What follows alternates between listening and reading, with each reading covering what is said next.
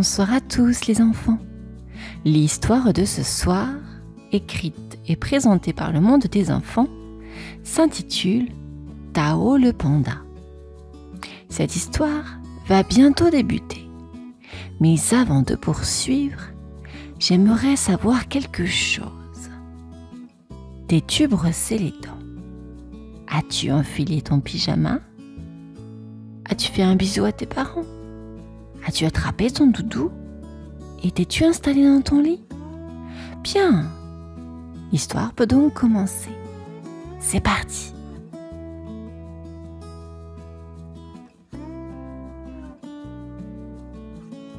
Tao était un petit panda timide. C'était sa première journée à l'école des pandas. Il était très nerveux. En entrant dans la classe, il serra son sac à dos très fort. Tout autour de lui, les autres pandas chuchotaient et le regardaient. Tao espérait qu'il ne ferait pas trop attention à lui. « Bonjour Tao », dit l'enseignant, Monsieur Hui. « Tu veux dire bonjour à tes nouveaux camarades ?» Tao ouvrit la bouche, mais aucun son n'en sortit. Il sentit son cœur battre très vite. Tous les yeux étaient rivés sur lui, et ça le rendait encore plus timide.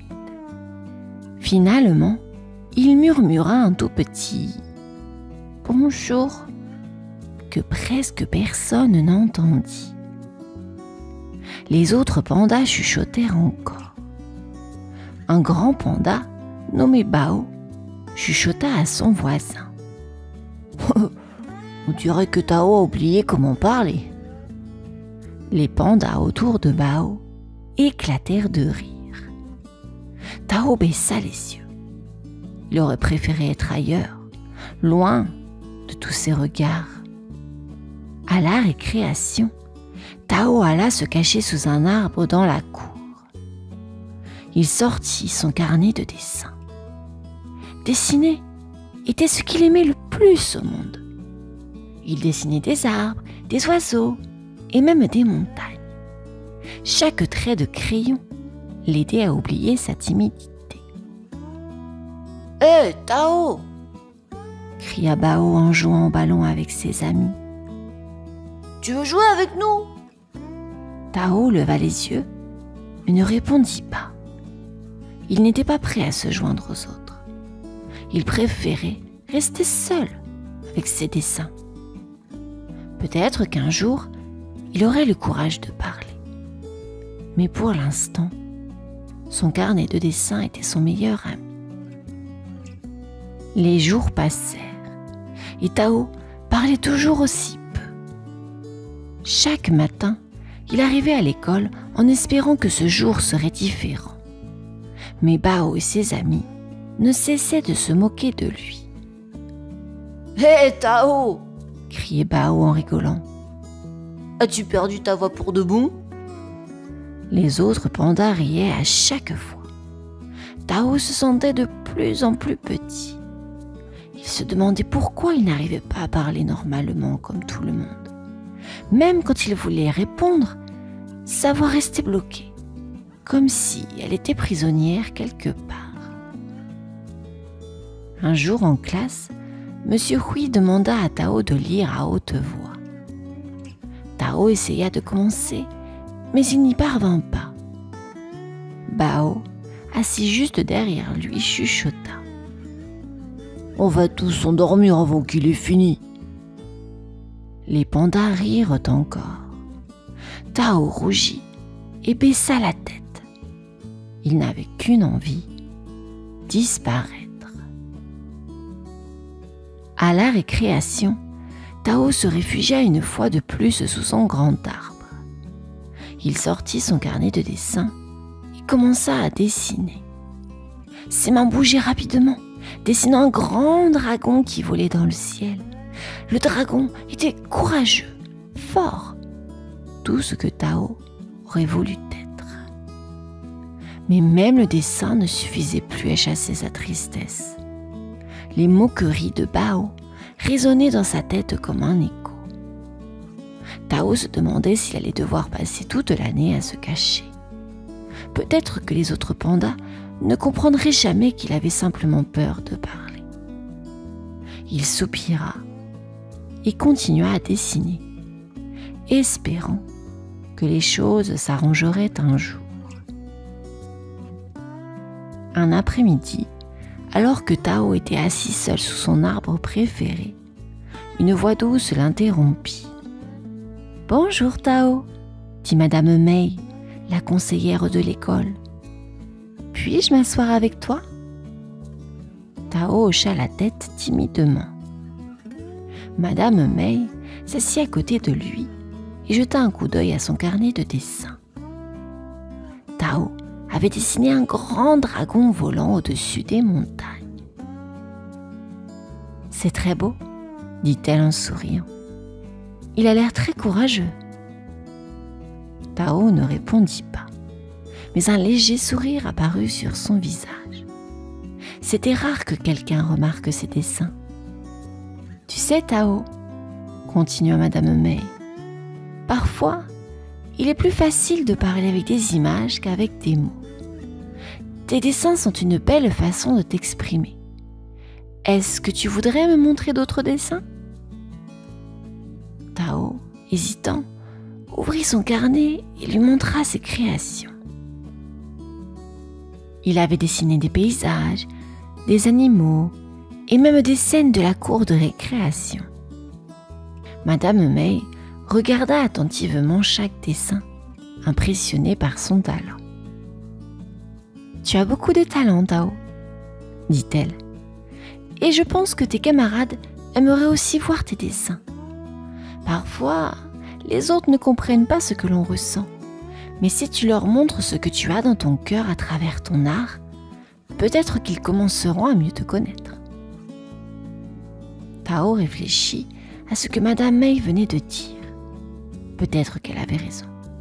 Peut-être que ses dessins pouvaient parler à sa place. Il se sentit un peu plus léger à cette idée. « Merci, Madame Mei, » murmura-t-il doucement. Inspiré par les paroles de Madame Mei, Tao eut une idée. Ce soir-là, après l'école, il s'installa à sa petite table avec son carnet de dessin et un crayon.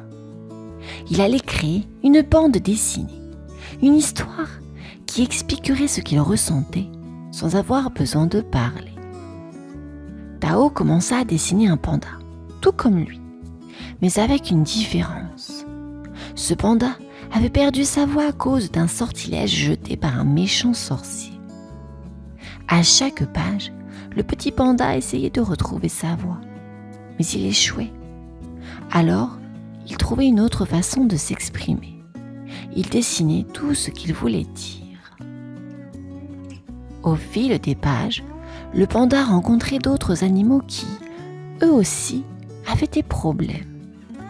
Un lapin trop timide pour parler en public, un éléphant qui trébuchait toujours sur ses mots, et un oiseau dont la voix était trop faible pour être entendue.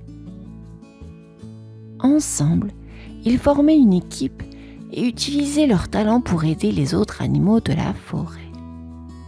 Tao dessinait pendant des heures, oubliant même de jouer. Sa bande dessinée grandissait, et avec elle, son courage. Il y mettait tout son cœur, espérant que ses camarades comprendraient ce qu'il avait vécu. Quand il eut terminé, Tao regarda son travail. Il était fier de sa bande dessinée.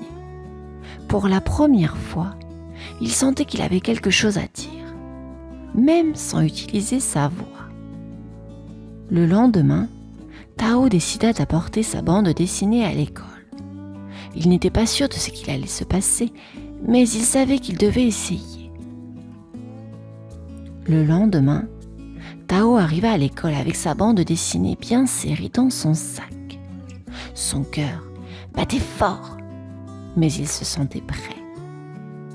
Pendant toute la matinée, il se demanda comment il allait montrer son travail à la classe. Il se rappela les mots de Madame Mei. Parfois, les autres ne comprennent pas ce que l'on ressent. Mais si tu leur montres... À la fin de la matinée, Tao leva timidement la main pour attirer l'attention de Monsieur Hui. « Oui, Tao ?» demanda l'enseignant, surpris de le voir participer.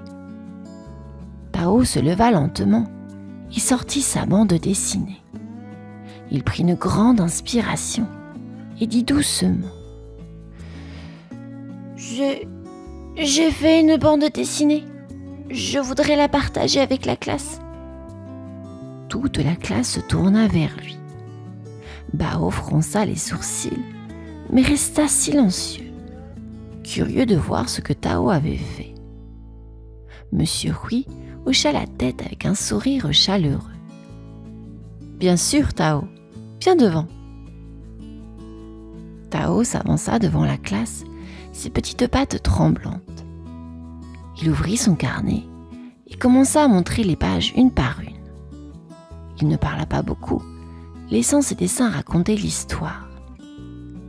Les élèves virent le petit panda sans voix, les moqueries, les larmes, mais aussi la force qu'il trouvait dans ses dessins. Quand Tao eut fini, il releva la tête. La classe était silencieuse, mais ce n'était pas le même silence qu'avant. C'était un silence de compréhension. Les élèves, même Bao, semblaient réfléchir. Après un moment, un panda dans le fond de la classe dit doucement: « C'était vraiment bien, Tao. » Oh. Tao sourit, un peu timide, mais surtout soulagé. Pour la première fois, il se sentait vraiment entendu. Après la présentation, Tao se sentit plus léger. Pendant la récréation, il sortit son carnet de dessin sous un grand arbre, comme d'habitude. Mais cette fois, quelque chose de différent se passa. Un petit groupe de pandas s'approcha de lui, Bao en tête. Au lieu des habituelles moqueries, Bao s'assit doucement à côté de Tao. « Est-ce que je peux voir tes autres dessins ?» demanda Bao d'une voix calme. Tao hésita un instant, puis hocha la tête. Il ouvrit son carnet et montra ses autres créations.